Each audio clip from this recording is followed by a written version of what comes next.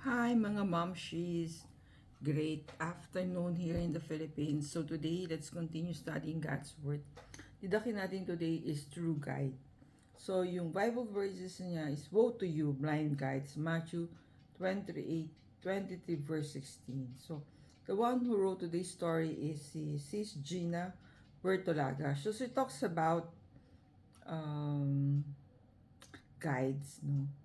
So sabi nga, woe to you blind guides. So sa world natin ngayon, marami tayong mga sabihin mo ng false guides. We think they are mentoring us or coaching us, but parang they are putting us into danger. So for example niya is a star who promotes a Hollywood star who promotes liquid foundation and claim it's make her refreshed and natural. But sabi niya, her face has become sculptured mask, filters, and cosmetic surgery. So, sometimes is yung sa sobrang plastic surgery sa face ng mga stars ano, or who can afford plastic surgery kasi expensive. Parang you do not see their true selves anymore or their real face kasi parang ang dami ng mga um, intervention na ginawa nila sa face nila because of yung mga technologies that we have right now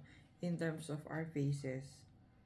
Or sabi niya, celebrities who complain about saving our planet but have a large carbon footprint when they use their private jets and fleets of cars. So parang sinasabi ni Sis Gina, sometimes we are double standards leading to confusion and unfairness. So parang in short, we do not um, practice what we preach. Kumbaga, we become hypocrites kasi we're telling this thing but we are not doing it in our daily life. So, yan, we are not being true, no? Sabi niya nga, we're humans after all and it can be difficult to consistently practice what we preach when no one's looking.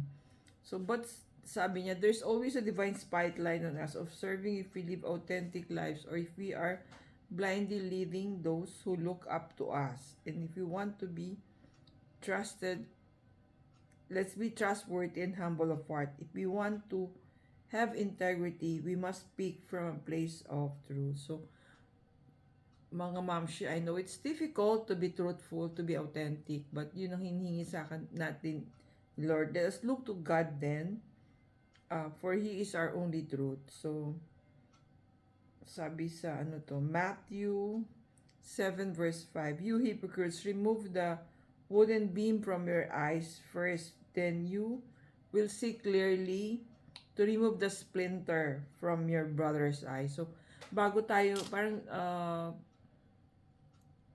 Sis Gina is telling us na before we correct others, let's correct ourselves para we have the